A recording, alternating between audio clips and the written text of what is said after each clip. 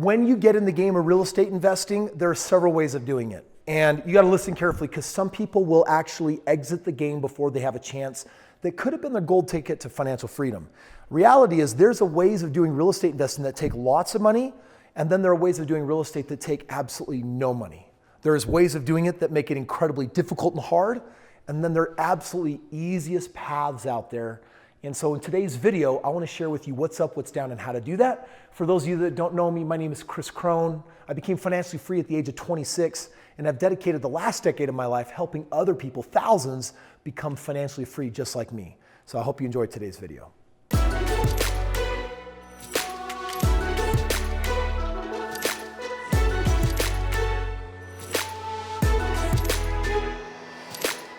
So based on my own experience, you really have four options when buying a home. And these go from the most expensive to the least expensive. And they're all valid and they all serve a specific role. You see, if you were gonna buy a house, and for all intents and purposes, this is a $200,000 house, and you deem this a great property, it's gonna have a fantastic ROI. Let's make up a number. Let's say that it's producing a 20% return on your money, and you're like, this is fantastic. Kris, what are my four options? Like, how could I actually buy this house? Let's explore. The first one, I think it's kind of obvious. You could actually pay $200,000 and buy the home cash, right? You could leverage some kind of money, maybe an inheritance or some savings, or maybe some 401k that you self-directed, and you could buy property cash. Most people do not buy a property that way, but you could buy it that way. The reason why they don't is because your ROI goes down without leverage. Leverage meaning leverage banks cheap money and a little bit of your money. It actually brings your return on investment really high through the roof. So then you say to yourself, you know what? I'm not gonna buy the home cash, or I can't buy the home cash. Let's do our standard conventional financing, which is 20% down. And 20% down on this house would be $40,000. Now, right off the bat, you gotta be thinking 200 grand, 40 grand. 40 grand is a lot easier than $200,000. But some of you are thinking, man, Kris, that's either a lot of money or, woof, that is not a lot of money at all. This is pretty standard practice. When I buy real estate, I like to put 20% down. That doesn't mean that it's my money, but that is what needs to happen. There's another way to do real estate, however. You could start getting into what's called seller financing. And this is highly creative real estate. Seller financing, for all intents and purposes, let's say that it will take $5,000 to do this house. Now, mind you, we just went from paying full price to actually just putting 20% down. Now we're looking at putting down like 2.5%, $5,000. A very small amount of money. But what is seller financing? Seller financing, the question is, who's the bank, right? In this situation, when you buy it cash, you're the bank. In this situation, the bank is the bank, meaning you're gonna put down 20 grand or 20%, they're gonna put up the rest. In this situation, the current owner of the property is the bank. Do you see that? You're the bank. The bank is the bank.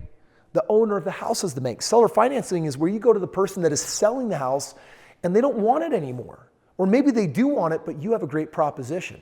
You see, anyone that is renting a house in the valley, guess why they're renting it? They're renting it because they're trying to make money, but once in a while you get someone that's renting a house because they inherited it or they moved and they don't want it anymore.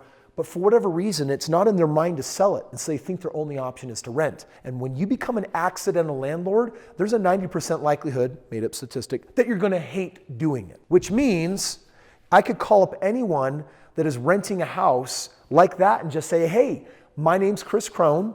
I buy houses for a living. I see yours is for rent. Do you mind if I rent it for the next 5 years and buy it from you?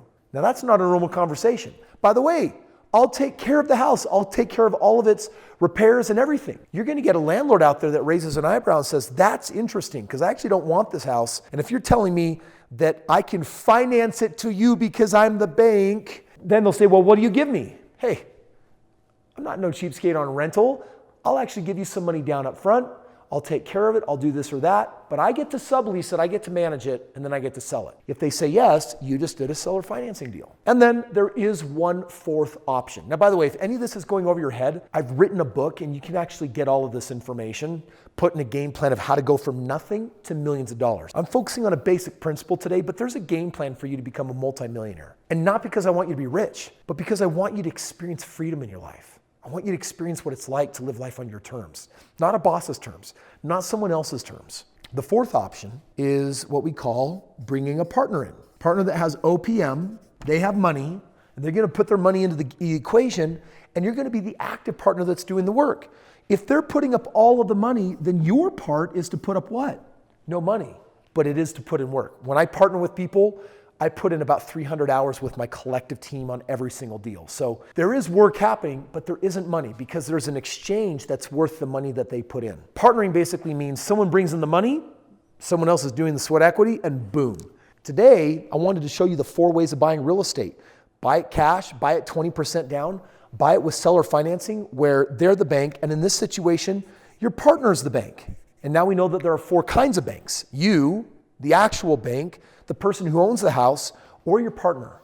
And if you learn how to leverage those 4 different type of banks and you bring a winning strategy to market, guess what? For me, I'm buying hundreds of homes this year. I'm not putting a penny in, but I'm obtaining and building all of that wealth. How?